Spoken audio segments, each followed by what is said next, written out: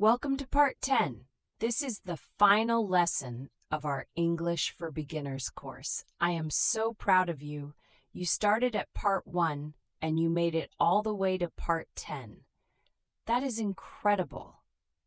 Not everyone finishes what they start, but you did. In Part 9, we learned about jobs, workplace vocabulary, hobbies, and sports. Amazing work.